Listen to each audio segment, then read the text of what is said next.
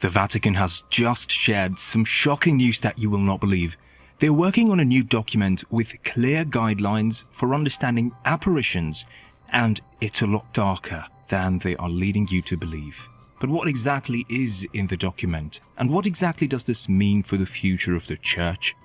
Well, let's find out.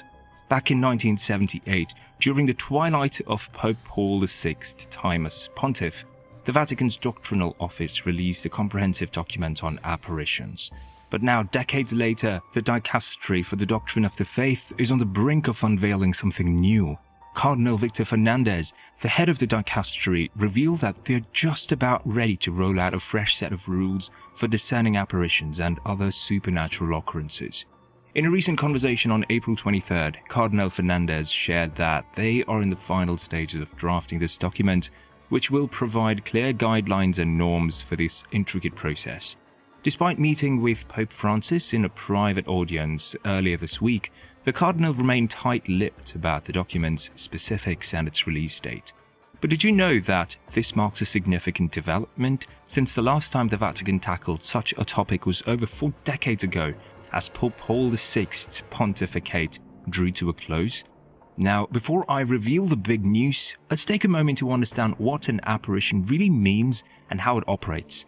An apparition occurs when Jesus Christ, the Blessed Virgin Mary, or one of the saints appears to someone. Sometimes the person who witnesses the apparition receives a message along with it. You might be familiar with some famous apparitions of the Blessed Virgin Mary, like Our Lady of Guadalupe in Mexico in 1531, Lourdes in France in 1858, and Fatima in Portugal in 1917.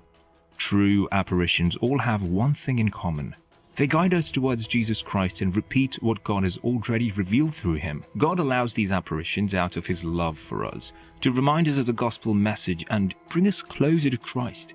It's similar to a caring mother gently reminding her children of what's important for their well-being. Throughout history, the Blessed Virgin Mary has appeared for this purpose, guiding us closer to her Son, Jesus Christ. But how is the authenticity of an apparition determined? Well, here's where things get really interesting. It's the responsibility of the bishop of the diocese to judge whether an apparition in their area is genuine or not. However, not all alleged apparitions receive approval from the Church. Some, like those of Neseda, Wisconsin, and Bayside, New York, have been investigated and officially dismissed. The Church evaluates apparitions based on their consistency with sacred scripture, sacred tradition, and Church teachings. They also consider the spiritual benefits they bring and whether there is anything in the seer's life that undermines the credibility of the account. Now let's fast forward to a specific case, the Shrine of Our Lady of Good Help. Despite being a place of prayer and pilgrimage, there was never an official statement about the apparitions there. That changed on January 9, 2009, when Bishop Ricken initiated a formal investigation. And then on December 8, 2010, Bishop Ricken made a significant declaration. He declared that he was morally certain that the events witnessed by Adele Bryce in October of 1859 have a supernatural character. He gave his approval for believers to hold these apparitions as worthy of belief, though not obligatory. Now, hidden within the Vatican's archives lies a document of great significance, norms regarding the manner of proceedings in the discernment of presumed apparitions or revelations. And you might want to listen closely to this because it's very important if you want to understand the new document updates revealed shortly. Crafted by Croatian Cardinal Franjo Seper, this manuscript reveals how the Catholic Church investigates supposed apparitions and revelations. Within its first pages, a careful process unfolds. First, the Church scrutinizes the facts, then cautiously allows public devotion, before finally passing judgment on the event's authenticity and supernatural nature. But amidst these guidelines, a clear warning emerges. The call for extreme prudence serves as a reminder of the delicate nature of their task. Yet, as the Church delves into this mysterious realm, another document emerges: the Directory on Popular Piety and the Liturgy, Principles and Guidelines. Drawing from the teachings of the Catechism of the Catholic Church, this directive explores private revelation, hinting at secrets yet to be revealed. As the Church navigates the realms of the ethereal and the divine, one thing remains clear: mysteries abound within the Vatican's walls, waiting to be uncovered. Let me explain these norms to you. Let's start by looking at where they came from and what they're all about. And this is where it gets really shocking. Back in November 1974, during the annual plenary session, the Fathers of the Sacred Congregation had some serious discussions about alleged apparitions and the revelations often associated with them. They came to a few important conclusions. Nowadays, news about these apparitions spreads like wildfire among the faithful, thanks to modern mass media. Also, it's easier than ever for people to travel from one place to another, leading to frequent pilgrimages. Because of this, ecclesiastical authority needs to quickly figure out what's going on with these matters. However, modern thinking and the demands of scientific investigation make it pretty tough, if not nearly impossible, to make judgments as swiftly as they used to regarding whether something is supernatural or not. In the past, these judgments would determine whether the Church allowed public worship or other forms of devotions related to these events. So, to ensure that any devotion sparked among the faithful by these events is in line with the Church and can ultimately help the Church understand what's really going on, the Fathers decided on a procedure. When ecclesiastical authority hears about a supposed apparition or revelation, here's what they're supposed to do. First, they need to examine the facts using both positive and negative criteria. More on that later. If this examination leads to a positive conclusion, they can allow some public displays of worship or devotion, but they need to do so very carefully. For now, nothing stands in the way. Finally, after some time has passed and they've seen how this new devotion has affected people spiritually, they can make a judgment about whether the event is authentic and supernatural if it seems appropriate. Now let's delve into the criteria for judging the character of the presumed apparitions or revelations, and you might want to pay close attention to this next part. Positive criteria. First is the moral certainty, or at least a high probability of the fact's existence obtained through thorough investigation. Then comes the specific circumstances related to the existence and nature of the fact, such as personal qualities of the subject, including psychological stability, honesty, moral integrity, sincerity, and a willingness to comply with ecclesiastical authority, as well as the ability to return to a normal life of faith. Regarding revelation, adherence to true theological and spiritual doctrine without error, evidence of healthy devotion and consistent spiritual growth, such as a spirit of prayer, conversion, and acts of charity. Now, when it comes to negative criteria, here are the things that are kept in mind. And this part is very important. Clear factual errors. Doctrinal errors attributed to God, the Blessed Virgin Mary, or a saint in their manifestations, considering the possibility that the subject may have unintentionally introduced purely human elements or errors of the natural order into an authentic supernatural revelation.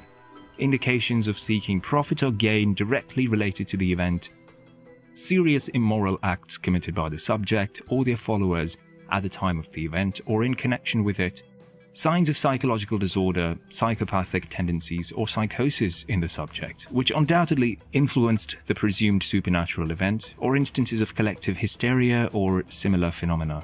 It's important to note that these criteria, whether positive or negative, are not absolute, but rather suggestive, and they should be applied in combination or with some degree of mutual support. Now let's explore the intervention of the competent ecclesiastical authority. How does that process unfold? If, in response to a presumed supernatural event, a certain form of devotion or worship spontaneously arises among the faithful, it is the solemn duty of the competent ecclesiastical authority to promptly investigate and carefully oversee it. Should the faithful legitimately request it, that is, in harmony with the pastors and free from sectarian influences, the competent ecclesiastical authority may step in to authorize or encourage some form of worship or devotion, provided that no obstacles arise after applying the aforementioned criteria. It is imperative for them to ensure that the faithful do not interpret this endorsement as an affirmation of the supernatural nature of the event by the Church. Driven by its doctrinal and pastoral responsibilities, the competent authority may also intervene spontaneously, especially in serious situations. This could involve correcting or preventing abuses in worship and devotion, denouncing erroneous teachings, or safeguarding against the dangers of false or inappropriate mysticism. In cases where doubt arises and there is no immediate threat to the Church's well-being, the competent ecclesiastical authority should refrain from making judgments or taking direct action. However, they must remain vigilant and be prepared to intervene promptly and cautiously if necessary, ensuring that no harm befalls the faithful. So, who exactly has the authority to step in? First and foremost, the responsibility for vigilance and action lies with the ordinary of the area. Second, the regional or national conference of bishops may also intervene. If the ordinary has already taken action but seeks additional certainty, he may turn to the conference for further judgment. If the matter extends beyond the local level and concerns the national or regional community, however, the consent of the local ordinary is always required beforehand. Third, the Apostolic See, or the Vatican, may intervene if requested by the ordinary, by a qualified group of believers, or even directly due to the universal authority of the Supreme Pontiff. As for the intervention of the Sacred Congregation for the doctrine of the faith, here are the guidelines to be observed. The ordinary may request the intervention of the Sacred Congregation after fulfilling his own responsibilities, or alternatively, a qualified group of believers may make the request. However, in the latter case, caution must be exercised to ensure that the request is not driven by ulterior motives, such as pressuring the ordinary to change legitimate decisions or supporting sectarian interests. In more serious cases, particularly those affecting a significant portion of the Church, it is within the authority of the Sacred Congregation to intervene independently, following consultation with the ordinary and, if necessary, the Conference of Bishops. The Sacred Congregation is responsible for assessing and endorsing the actions taken by the ordinary, or where appropriate and feasible, conducting a separate examination of the matter. This examination may be conducted by the Sacred Congregation itself or by a specialized commission.